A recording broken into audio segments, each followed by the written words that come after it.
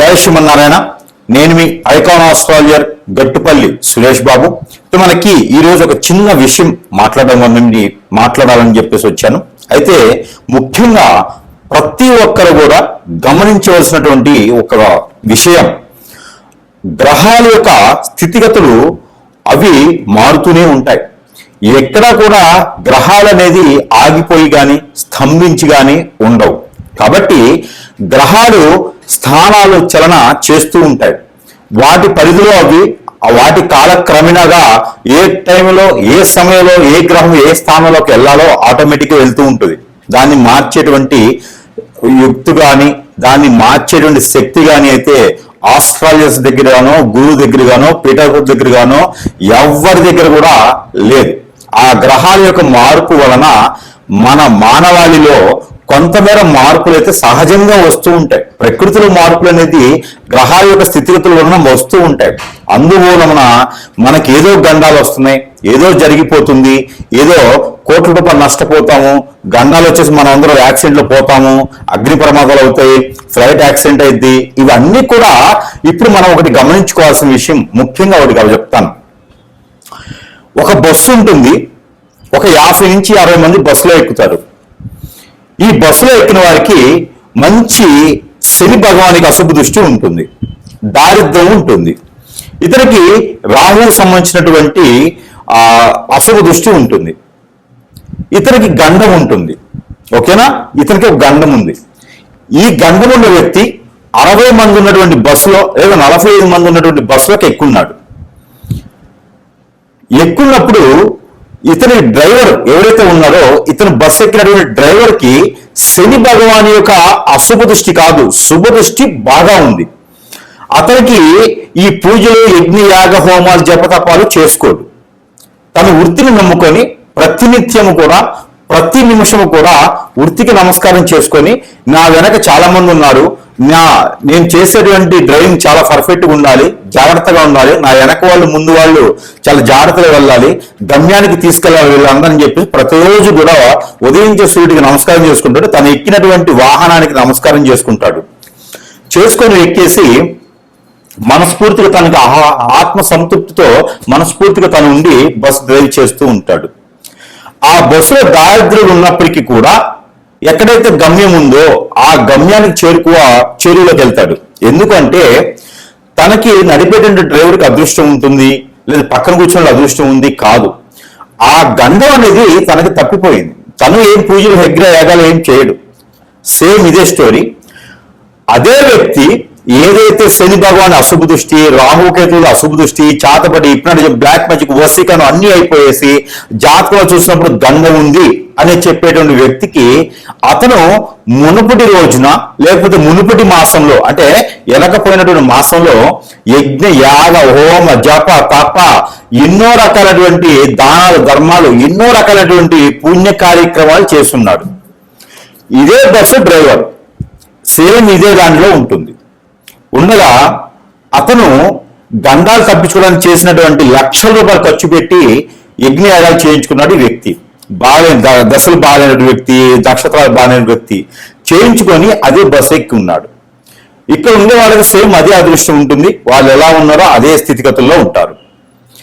ఈ వ్యక్తి వెక్కగానే అంటే ఈ వ్యక్తి కూడా అదే బస్సులో ఎక్కుతాడు. ఆల్రెడీ పూజలు చేయించుకొని ఉన్నాడు. ముందుకు వెళ్ళగానే యాక్సిడెంట్ అయింది.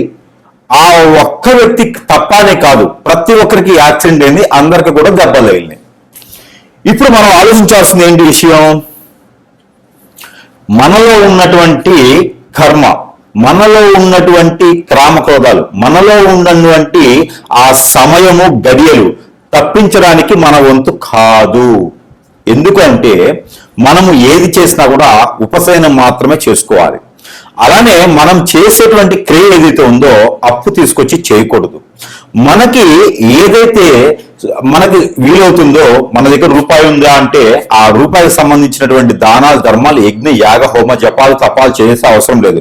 భగవంతుని యొక్క నామం దలుచుకుంటూ మనం చేసేటువంటి పుణ్యకార్యాలు చేసుకుంటూ ఉంటే సరిపోతుంది. ఒకరిని దూషించకుండా, ఎదుటి వాళ్ళని అనకుండా, మనకి ఏదైతే మంచి పని అనిపిస్తుందో ఎదుటి వారికి సహాయం చేయకపోయినా సరే మన బాధ్యత మనకి నచ్చినట్టు విధంగా ఉంటే సరిపోతుంది. అదేవిధంగా మనము చేయించిన యజ్ఞయాగాలు అతనికి ఏమైనాయండి? ఆ రోజు ఏమైపోతున్నాయి? అప్పు తీసుకొచ్చి మరీ చేశాడు, అప్పు మిగిలిపోయింది, అప్పు కట్టాల్సి వచ్చింది. ఎప్పుడు కూడా ఒకటి గుర్తుపెట్టుకోండి. ఇప్పుడు ఎందుకు చెప్పాల్సి వచ్చింది ఈ స్టోరీ అంతా అంటే, గుర్రం గుడ్డిదైనా దాన తప్పదు అన్నట్టుగా ఇక్కడ ఏమవుతుందంటే, మన యొక్క ఏదైతే గ్రహాల యొక్క స్థితిగతులు మనిషిని భయభ్రాంతుల్ని చేయవు, మనిషిని ఇబ్బంది పెట్టవు. ఎటువంటి పరిస్థితుల్లో, ఎటువంటి సంఘటనలో, ఎటువంటి సిచ్యువేషన్లో, ఎటువంటి పొజిషన్లో అయినా సరే అన్ని గ్రహాలు కూటమిగా ఏర్పడి ఒక స్థానంలో ఉన్నప్పటికీ కూడా మనుషుల యొక్క స్థితిగతులు కొంతమేర అటు ఇటు అవుతామో కానీ మనుషుల జీవితాలు నాశనం అవ్వవు, పటాపంచులు చెయ్యవు, జీవితాలు బొగ్గుపాలు చెయ్యవు, ఆ సూసైడ్ చేసుకునే పరిస్థితికి వెళ్ళవు, మరీ భూగిగా నువ్వు ఆ పాతాళలోకానికి వెళ్ళేలా చెయ్యవు ఏ గ్రహం కూడా మిమ్మల్ని. ప్రతి ఒక్కరు దీన్ని గమనించుకోండి. మీ యొక్క ఏదైతే మంచితనమో, ప్రజల యొక్క ఏదైతే అవసరమో, ప్రజల యొక్క భయాన్ని ఏదైతే ఉందో దాన్ని క్యాష్ చేసుకుంటున్నారు చాలా మంది గురువులు.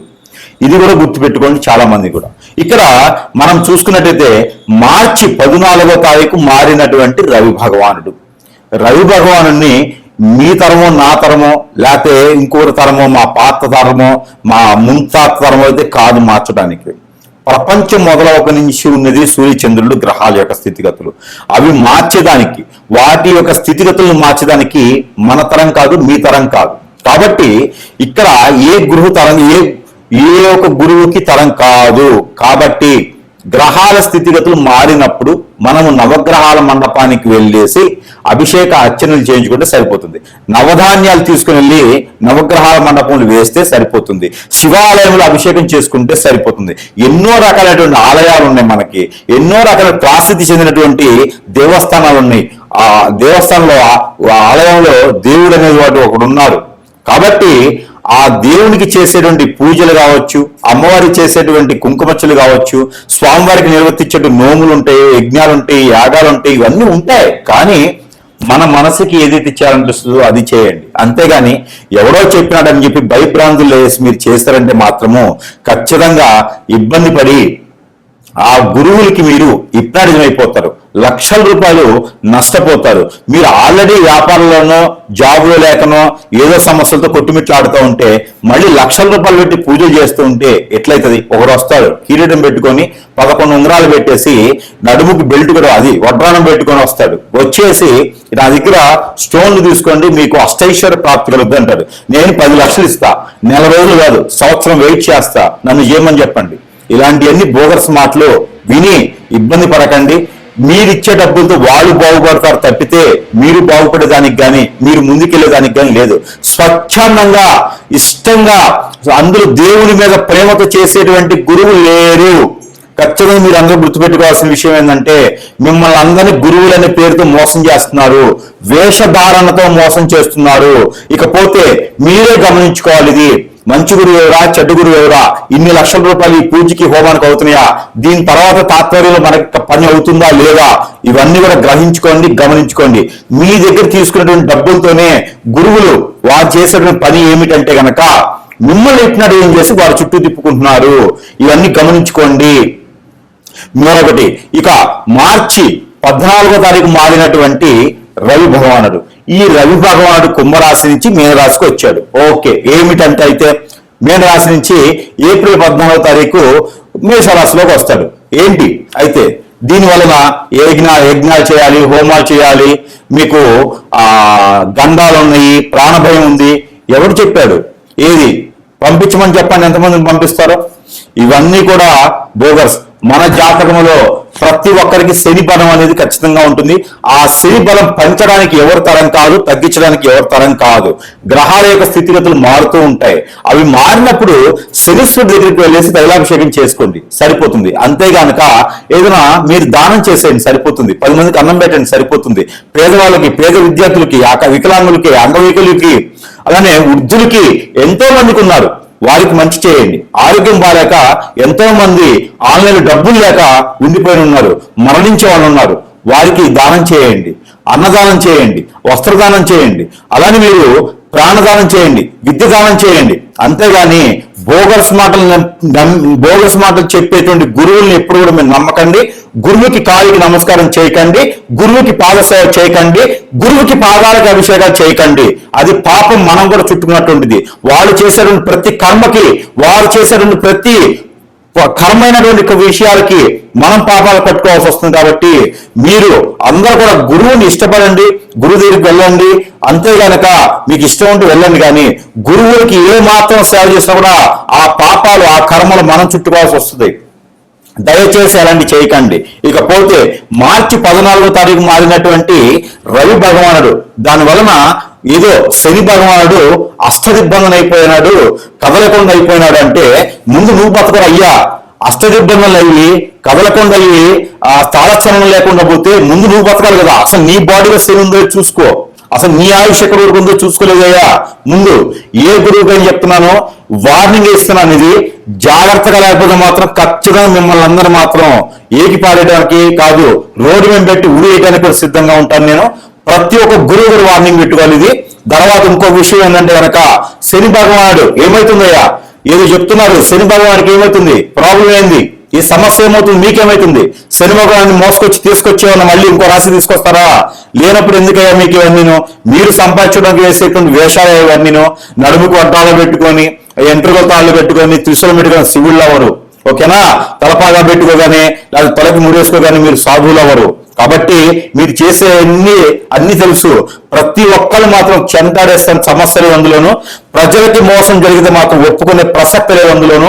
మరొక విషయం ప్రజలు గుర్తుపెట్టుకోండి, ఇలాంటి బోగస మాటలు విని హోమాలు, యజ్ఞాలు, యాగాలని చెప్పి వెళ్ళి డబ్బులు పాడు చేస్తున్నట్టు మాత్రము మిమ్మల్ని కాపాడే నాదుడు ఎవ్వడూ లేడు.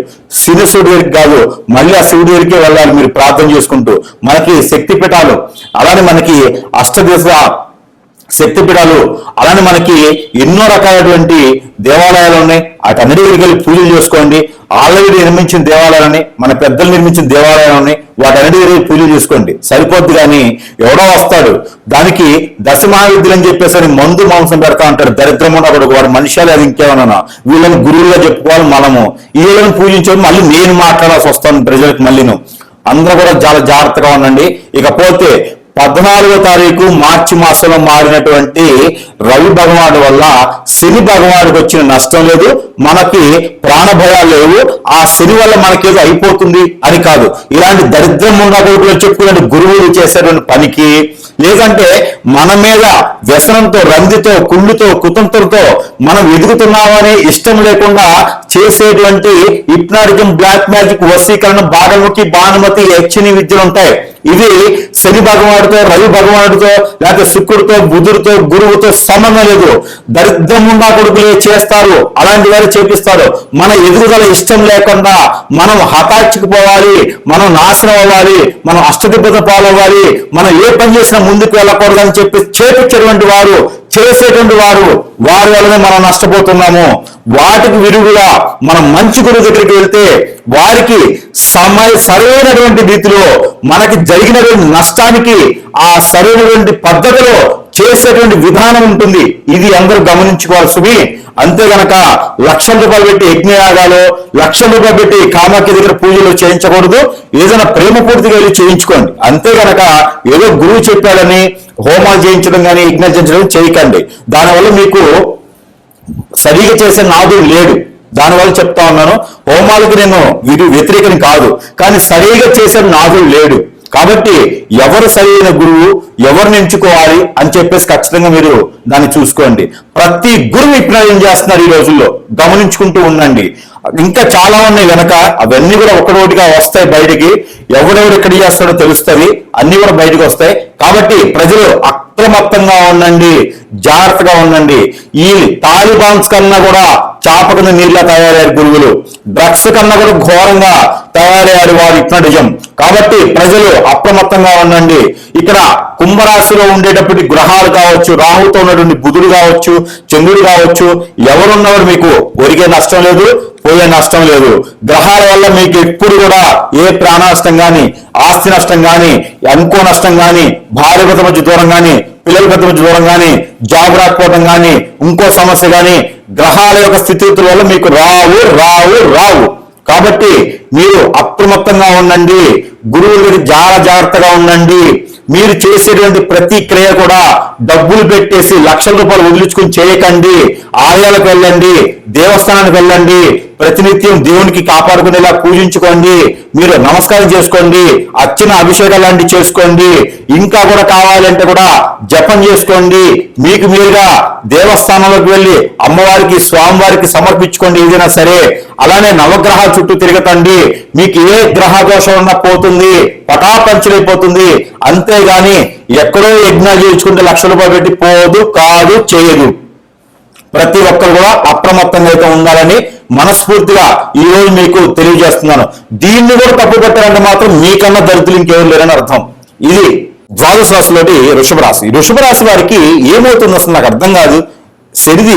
శని భగవానుడు మీనరాశిలో ఉన్నాడు. ఇప్పుడు మార్చి 14వ తారీఖు తర్వాత 14వ తారీఖు రవి భగవానుడు కుంభరాశి నుంచి మీనరాశికి వెళ్ళాడు. దీని వలన శని భగవానుడికి వచ్చినటువంటి ఇబ్బంది ఏమిటి, వృషభ రాశి వారికి వచ్చిన సమస్య ఏంటి, ఎందుకు గురువుగా మాట్లాడాలి, గురువుగా చెప్పాలి, ఎందుకు భయభ్రాంతులు చేస్తున్నారు వీడియోస్ ద్వారా, మాధ్యాల ద్వారా, ఏం సాధించాలి మీరు, ప్రజలను భయపెట్టి ఏం సంపాదించాలి మీరు, ఏ హోమం చేస్తే అవుతుంది, నేను ₹1 కోటి పెట్టి హోమం చేస్తాను నాకు మంచి జరుగుతుందా. ఎవరికైనా సరే చెప్తున్నా గురువులకి జాగ్రత్తగా బ్రతకాలి. జాగ్రత్త అంటే జాగ్రత్తగా బ్రతకాలి, లేకపోతే అన్ని ప్రదేశాల రోడ్డు మీద అంటారు గురువు జనాలు, ప్రజలే అంటారు. కాబట్టి ఏ రాశి మారినా, ఏ గ్రహం మారినా గ్రహాలు మార్చేటువంటి స్థితిగతులు మీకు ఉన్నాయా, గ్రహాలను ఒక స్థానం నుంచి మరో స్థానానికి మార్చే స్థితిగతులు మీకు ఉన్నాయా, లేనప్పుడు భయభ్రాంతులు చేయకండి. వాళ్ళకు ఉన్నటువంటి ప్రజలకు ఉన్నటువంటి సమస్యలు ఒకటి కాకుండా మళ్ళీ మీరు చెప్పేటువంటి సమస్యలు ఒకటా. ఎందుకు చెప్తున్నారు అలాగా? శని భగవానుడు ఏం చేస్తాడు, వృషభ రాశి వారికి ఏం చేస్తాడు శని భగవానుడు, నేను అడుగుతున్నాను చెప్పండి. తెలియనప్పుడు, చేతగానప్పుడు వదిలేయాలి. డబ్బు సంపాదించుకునే మార్గం ఇది ఒకటేనా? గొల్ల మెట్ల దగ్గర కూర్చుని అడుక్కుంటే డబ్బులు వస్తాయి. ఊరగా డబ్బు రావాలంటే బాంబులు పెట్టండి. మీరు కూడాను తాలిబాన్ల కన్నా గొప్ప వాళ్ళు అయిపోయినారు. మీరు తాలిబాన్ల నయం చెప్పి చంపుతారు, మీరు చెప్పకుండా ప్రజల మధ్యలో దూరి చంపుతున్నారు. వాళ్ళు నిప్నయం చేసి బ్లాక్ మ్యాజిక్ చేసి ప్రజల్ని భయభ్రాంతులు చేస్తున్నారు ప్రజలు. శని భగవానుడు ఏం చేస్తాడు, వృషభ రాశి వారికి ఏం చేస్తాడు? 11వ స్థానంలో ఉన్నాడు. ఉంటే ఏమవుతుంది, నష్టమవుతుందా? ఎలా నష్టమవుతుంది చెప్పండి నాకు. ప్రాణ నష్టం ఉందా? ఏ రకంగా? గురువు ఎక్కడున్నాడు? 2వ స్థానంలో ఉన్నాడు. గురుబలం ఉంది వీళ్ళకి, ఎలా ప్రాణనాశనం అవుతుంది? అవదు. శని భగవానుడు ఉండడంలో ఏమవుతుంది? శని భగవానుడు ఉచ్చలో ఉన్నాడు, ఉండడం వలన ఇక్కడ శనీశ్వరుడికి రవి భగవానుడు ఉచ్చలో ఉండడం వల్ల శని భగవానికి ఏమవుతుంది? కలత్ర దోషం అయితే ఉంది. ఎక్కడ ఉంది కలత్ర దోషం? మీనరాశిలో రవి భగవానుడితో శని ఉన్నాడు కాబట్టి పిల్లలు పుట్టడానికి ఆలస్యం అయితే పెళ్ళైన వారికి కలత్ర దోషం అయితే ఉంది, పెళ్ళైనా కొంచెం కూడా నిలబడదు. ఇంకంతకన్నా సమస్య ఏం కనిపిస్తుంది మీకు వృషభ రాశి వారికి? ఎక్కడ గండం ఉంది? ఏమైనా పోతారా యాక్సిడెంట్ లో? ఫైర్ యాక్సిడెంట్ అయినా అవుతుందా? వృషభ రాశి వారికి అందరికి ఉందా? గురి యొక్క యోగం కానీ దశ కానీ ఉన్నప్పుడు ఏమవుతుంది? రవి యొక్క దశ ఉన్నప్పుడు ఏమవుతుంది? వృషభ రాశి వారు భయపడకండి, ఎలాంటి వీడియో చూసి భయభ్రాంతులు అవ్వకండి. మీకు జరిగిన సమస్య వేరు. ఇలాంటి గురువులు దరిద్రులా మీకు ఏదైనా చేయించి ఉండాలి. లేకపోతే మీకు మీ చుట్టూ ఉండేవారు ఏదో చేపిస్తుంటేనే మీలో సమస్యలు ఏర్పడతాయి. అంతేగాని శని భగవానుడు మారాడు, 11వ స్థానంలోకి వచ్చాడు, తర్వాత రవి భగవాన్ అక్కడ ఉన్నాడంటే వీళ్ళు చేసేది ఏం లేదు, వాళ్ళు చేసేది లేదు. మీ పేరు మీద వాళ్ళు తింటారు అంతే, వాళ్ళు ఇంకో దగ్గర డబ్బు పెట్టుకుంటా ఉంటారు. ఒక గురువు చెప్తా ఉన్నానండి, గురువు మీకు తెలిస్తే చెప్పాలి, తెలియకపోతే నేర్చుకుని చెప్పాలి. నా దగ్గర రండి చెప్తా. లేదు అంటారా డెబిట్ పెట్టని చెప్తా. లేదు అంటారా మీకు ఏదైనా డబ్బు సంపాదించి వేరే మార్గాలు వెతుక్కోండి. ప్రజల్ని భయభ్రాంతులు చేయకండి. ప్రజలు అమాయకులు, ప్రజల్ని భయభ్రాంతులు చేయకండి. ప్రజలు దేవుడు లాంటి వాళ్ళు. మీకు తెలిస్తే చెప్పండి, లేకపోతే అలా ఉండండి. ఇది గురువుకి ఒక వార్నింగ్ అనుకోవచ్చు, వాళ్ళకి ఒక ఇది అనుకోవచ్చు. ఇప్పుడు మీకు ఆరోగ్యం బాగాలేదు, మీరు ఆరోగ్యం మీకు చూసుకోవడానికి చేత కాదు, హాస్పిటల్కి వెళ్తారు. మీలాగనే భయపెట్టేటువంటి డాక్టర్ ఎక్కడైనా ఉంది, మీరు ఈ టెస్టులు కానీ ఆపరేషన్ కానీ చేయించుకోకపోతే సస్తారు అని చెప్పారనుకోండి, మీరు భయపడతారా లేదా? మీకు ఒక టాబ్లెట్స్ తగ్గిద్ది, కానీ డాక్టర్ చెప్పిన మాట మీరు వింటారు, మీరు అపాయింట్ చేసుకొని చేయించుకోవాలి. ప్రజలు కూడా అంతే, ప్రజల్ని భయభ్రాంతం చేయకండి. శనీశ్వరుడు ఏమి చేయడు మనిషిని. శనీశ్వరుడికి తైలాభిషేకం చేసుకున్నా, గరిక బెల్లం పెట్టినా, బెల్లం ముక్క పెట్టేసి తైలాభిషేకం చేసుకుంటే శనీశ్వరుడు దేవుడు కన్నా గొప్పవాడు శనీశ్వరుడు. మనకి చాలా మంచి చేస్తాడు, ప్రాణగండాలు తప్పిస్తాడు. ఇలాంటి దరిద్రులన్నీ హోమాలు యజ్ఞాలు చేయడం ఏంటండి? ప్రజలైనా ఆలోచించుకోవాలి. లక్షల రూపాయలు పెట్టి ఆల్రెడీ అప్పులే ఉన్నారు, ఇబ్బంది పడుతున్నారు, ఆరోగ్యం క్షీణిస్తుంది.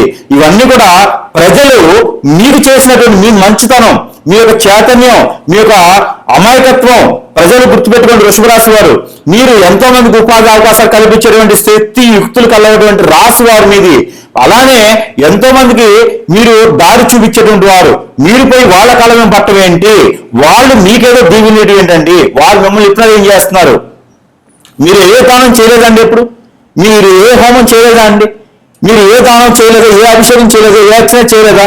ఎందుకు మీకు ఎలా అవుతుంది? గమనించుకోండి. మీరు ప్రతినిత్యం దేవుడు కాపాడమని కోరుకోవడం మనకు ఇష్టపూర్వకంగా కాపాడుకోవాలి.